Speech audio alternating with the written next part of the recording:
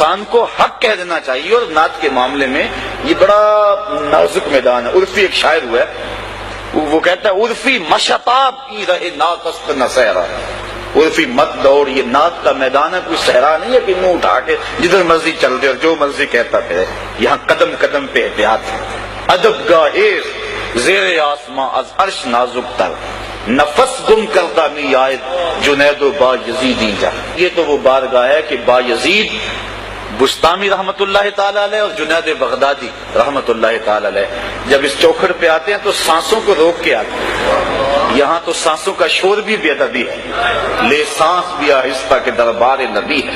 یہ حضور کی چوکھٹ ہے. یہاں سانسوں کی جو چال ہے اس میں بھی فرق نہ آنے پائے اور وہ بھی بے ترتیب نہ ہونے پائے. اور یہاں تو سانسوں کا شور بھی بے ادبی تصور ہوتا ہے. تو نعت خواں جب نعت پڑھ رہا ہو اس کے تصور میں ہو کہ میں حضور کے مواجہ کے سامنے کھڑا ہوں، اور پھر اس تصور میں ڈوب کے اپنے الفاظ کے زیر و بم اور اپنے کلام کا انتخاب کرے، اور پھر اس کی جب دھڑکنیں صلی اللہ بن جائیں تو اس کی زبان سے نکلا ایک ایک جملہ دلوں میں ترازو ہوتا چلا جائے گا اور وہ نعت صاحب نعت کے قریب کر دے گی. اور جب نعت سے اٹھنے والے گھروں کو لوٹ رہے ہوں گے وہ سینے میں عشق رسول کی دولت لے چکے ہوں گے.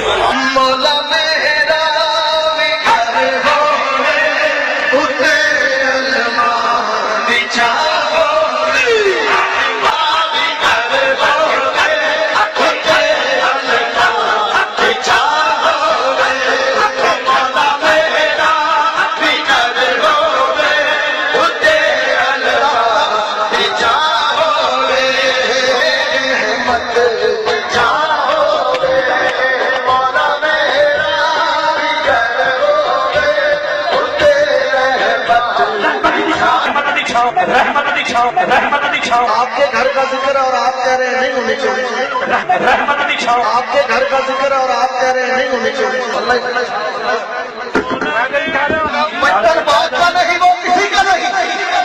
مجھے ایسے لوگوں کی ضرورت نہیں. کاش کہ ہم جو ہے وہ اپنے نعت کے انداز کو اس انداز سے مرتب کریں کہ حضور علیہ الصلوۃ والسلام کی محبت کے پھیلانے کا نعت ذریعہ بنے، نہ کہ اس کو گانے کی دھن پہ. دیکھیے نا، یہ تھوک دان ہے، اس کے اندر اگر کوئی بندہ کسی کو دودھ ڈال کے دے دے مہمان کو، پیے گا؟ بھائی میں نے دھویا 100 مرتبہ دھویا اور پھر دیا نہیں، اس کی وجہ کس لیے ہو چکی ہے.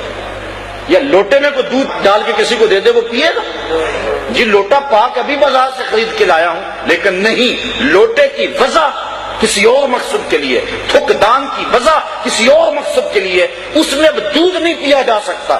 جو طرز متبذل ہوگی ہے کسی گانے کے لیے، اللہ کے نبی کی نعت کا تقدس یہ ہے کہ اس طرز میں پھر نعت نہ پڑی جائے. یہ بات ذہن میں رکھیں.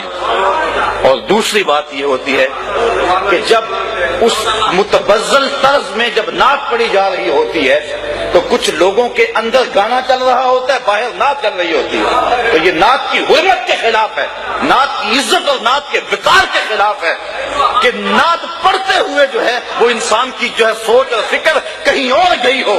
نعت پڑھتے ہوئے نظر گنبد خضرا کی طرف ہونی چاہیے.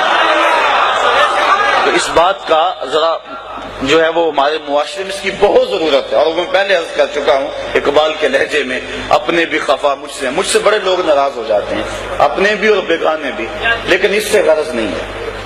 اس سے غرض نہیں ہے کہ کون ناراض ہوتا ہے، گنبد خضرا کا مکین ناراض نہ ہو تو حضور خوش ہو جائیں.